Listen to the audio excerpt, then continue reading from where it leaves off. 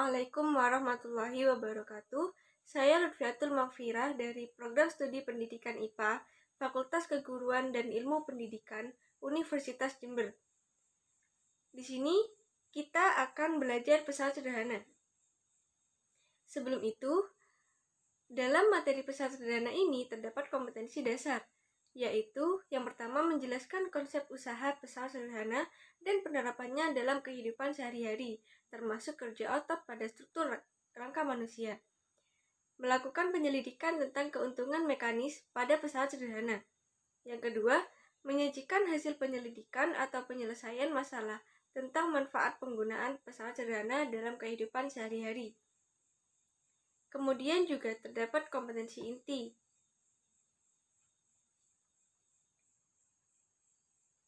Dan tujuan pembelajaran dari pesawat sederhana ini adalah yang pertama, siswa dapat menunjukkan penggunaan beberapa pesawat sederhana yang sering dijumpai dalam kehidupan sehari-hari, misalnya pada tuas pengungkit, katrol tunggal baik yang tetap maupun yang bergerak, bidang miring, dan roda berporos.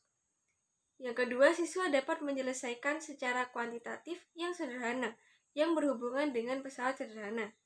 Yang ketiga, siswa dapat menunjukkan titik tumpu, titik beban, dan titik kuasa pada tubuh manusia yang bekerja berdasarkan pesawat sederhana.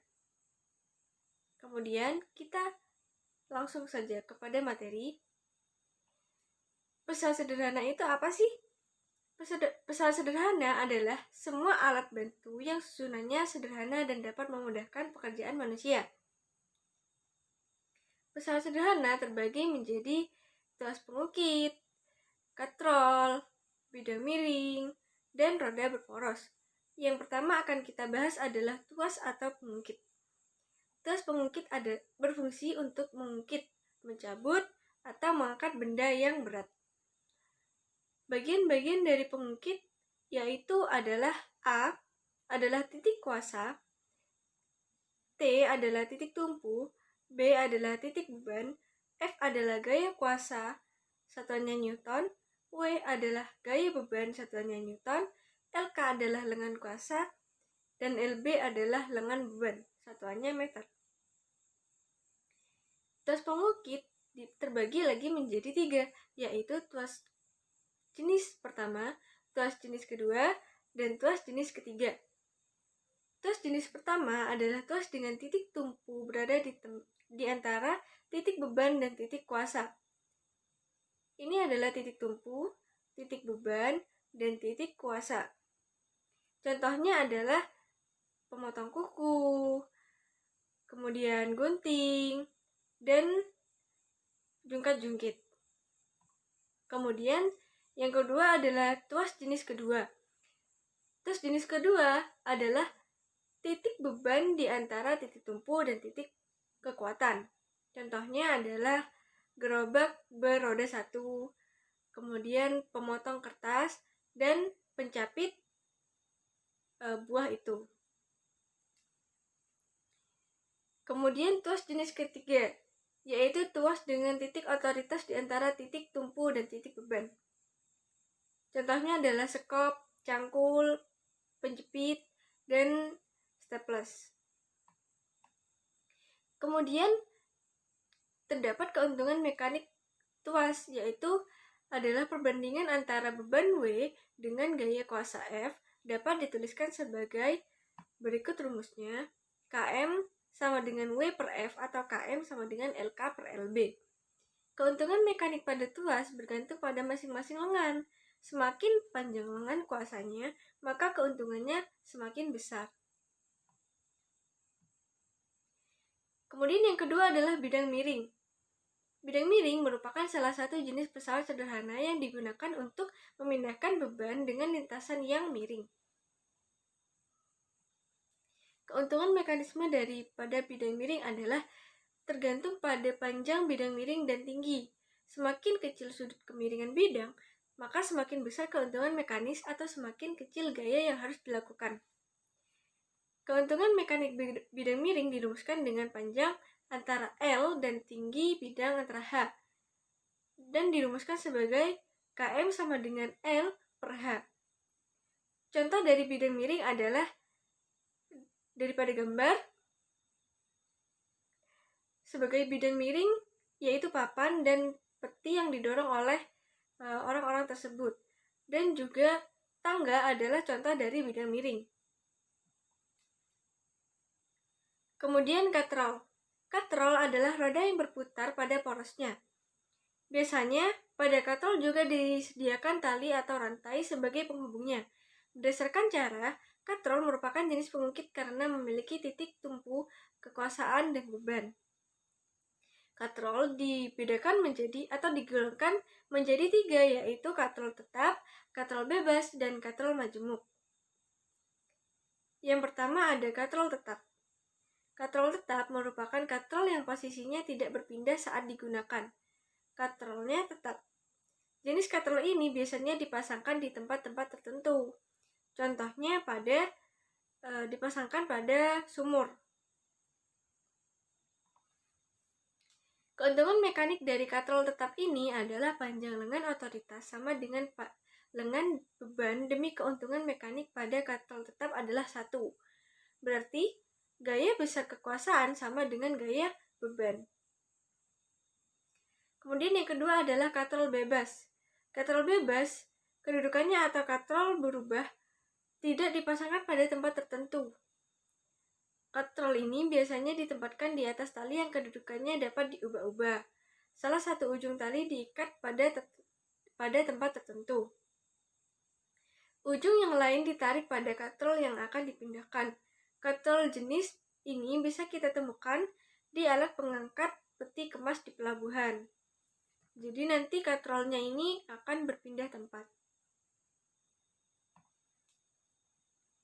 Keuntungan mekanik daripada katrol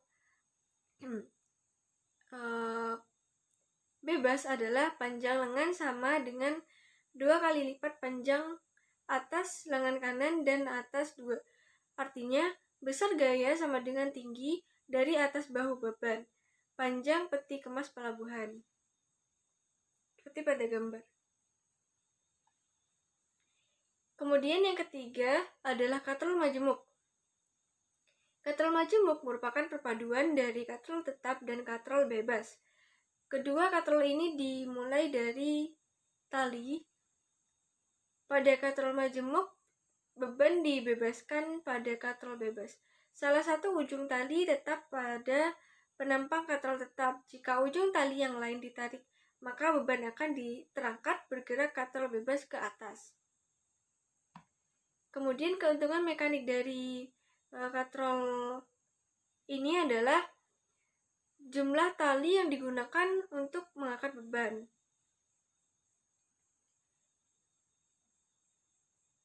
Kemudian yang terakhir adalah roda berporos. Roda berporos merupakan pesawat sederhana yang berbentuk bundar dengan poros di tengahnya. Contoh dari roda berporos ini adalah roda ban sepeda dan juga setir, yaitu setir mobil. Kemudian pada akhir materi terdapat contoh soal. Contoh soal nomor 1 adalah linggis dengan panjang 1,5 meter digunakan untuk mencabut paku yang tertancap pada kayu. Linggis ditumpu 25 cm dari paku yang akan dicabut. Untuk melepaskan kayu itu digunakan gaya 94.000 Newton. Berapa gaya lekat paku pada kayu? Dan berapa keuntungan mekanisnya? Dari soal tersebut diketahui panjang linggis sama dengan 1,5 meter. Kita jadikan menjadi cm menjadi 150 cm. LB sama dengan 25 cm, LK sama dengan 150 cm dikurangi 25 cm menjadi 125 cm. Gaya sama dengan 94.000 Newton. Yang ditanyakan adalah W dan KM. Jawabannya adalah pada saat mencari W, kita menggunakan W sama dengan F kali LK dibagi LB menghasilkan 470.000 Newton. Dan untuk mencari KM atau keuntungan mekanisnya adalah dengan rumus KM sama dengan W per F dan menghasilkan nilai 5. Jadi, nilai gaya lekat pada paku sebesar 470.000 Newton dan keuntungan mekanisnya adalah 5. Kemudian, soal kedua. Perhatikan gambar berikut. Berapakah besar beban yang ditarik oleh katrol majemuk di atas? Diketahui pada gambar F sama dengan 8 Newton. Pada katrol, tali yang menahan beban ke atas adalah 4, sehingga keuntungan mekanisnya sama dengan 4. Yang ditanyakan pada soal ini adalah besar beban yang ditarik oleh katrol, yaitu W. Jawabannya W sama dengan Km kali F. W sama dengan 32 Newton. Kemudian pada materi ini juga terdapat rangkuman. Rangkuman sederhana adalah rangkuman. Pesawat sederhana adalah segala jenis perangkat yang hanya membutuhkan satu gaya untuk bekerja. Yang kedua, tuas memiliki banyak kegunaan, diantaranya adalah untuk mengangkat atau memindahkan beban yang berat. Berdasarkan letak titik tumpunya, tuas dibagi menjadi 3 golongan, yaitu tuas golongan pertama, tuas golongan kedua, dan tuas golongan ketiga. Yang ketiga, katrol digunakan untuk mengambil air atau mengangkat beban yang berat. Katrol dibedakan menjadi 3, yaitu katrol tetap, katrol bergerak, dan katrol berganda. Yang keempat, roda berporos merupakan pesawat sederhana yang terdiri atas sebuah roda berputar yang dihubungkan dengan sebuah poros yang dapat berputar bersama-sama. Kemudian glosarium daripada pesawat sederhana ini adalah bidang miring merupakan alat yang sangat efektif untuk memudahkan kerja. Yang kedua, katrol merupakan pesawat sederhana yang dapat memudahkan melakukan usaha. Yang ketiga, katrol tetap adalah katrol yang porosnya dipasang di satu tempat yang tetap sehingga katrol tidak dapat berpindah pada saat digunakan. Katrol bergerak adalah katrol yang bila sedang bekerja, kedudukannya selalu berpindah tempat mengikuti gerak beban. Yang kelima, katrol majemuk adalah perpaduan antara katrol tetap dan katrol bergerak. Yang keenam adalah pesawat sederhana adalah segala jenis perangkat yang hanya membutuhkan satu gaya untuk bekerja. Yang ketujuh adalah tuas. Tuas merupakan alat yang sering digunakan untuk memindahkan sebuah batu yang berat.